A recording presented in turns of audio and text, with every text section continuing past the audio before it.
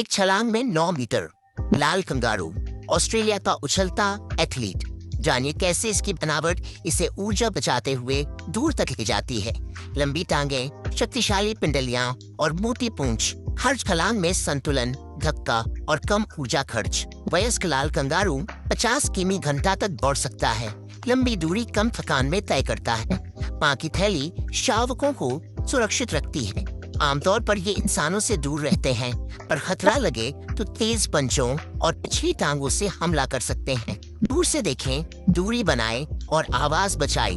जैव विविधता के लिए लाल कंगारू बेहद महत्वपूर्ण है। सीजन नहीं, मादा साल भर उपजाऊ, मौसम अनुकूल होते ही प्रजनन करती है। सिर्फ 30-35 दिन बाद लगभग 2 सेमी का अंधा नाखूनहीन जोई जन्म लेता है, जामुन के दाने जितना छोटा। जन्म के तुरंत बाद प्राकृतिक निर्देश उसे मां के शरीर पर रेंगते हुए थैली तक पहुंचाते हैं। वहीं उसका अगला विकास घर है। थैली में जोई 4-5 महीने तक एक विशेष थन से चिपका रहता है। यहीं आंखें खुलती हैं, पर बनता है और शरीर मजबूत होता है। 4-6 महीने बाद वह पहली बार बाहर झांकता है। खतरा लगे तो पल भर में थैली में लौटकर सुरक्षित हो जाता है। संरक्षण हमारी जिम्मेदारी है। कंगारू का सबसे बड़ा खतरा शिकारी नहीं, जलवायु की चरम स्थितियां। लंबा सूखा उनकी भोजन सप्लाई खत्म कर देता है। लाखों कंगारू भूख से मर सकते हैं जब घास गायब हो जाती है। कभी कभी कानूनी शिकार, सड़क हादसे और आवासीय विस्तार उनकी आबादी पर वार करते हैं। कंगारू घास चरकर भूमि संतुलित रखते हैं, बीज फैलाते हैं, डिंगों के लिए भोजन बनते हैं और उनकी खाद प्राकृतिक उर्वरक है। चलो संरक्षण की आवाज बढ़ाए। सड़क सुरक्षा, आवास प्रबंधन और जलवायु कार्रवाई से कंगारुओं की जिंदगी बचाए।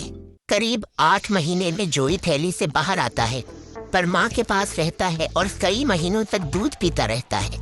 कंगारू के आगे के दांत घिस जाएं तो गिर जाते हैं, पीछे से नए दांत उगते हैं।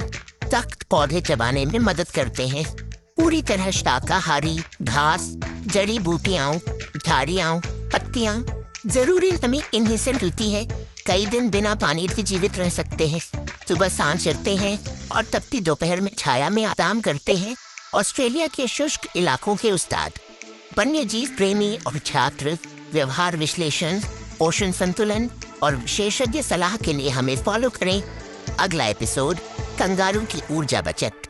कंगारू का सबसे बड़ा खतरा शिकारी नहीं, मौसम की मार है। सूखा पड़ते ही लाखों भूख से मर सकते हैं। जब घास खत्म होती है, उनका भोजन भी।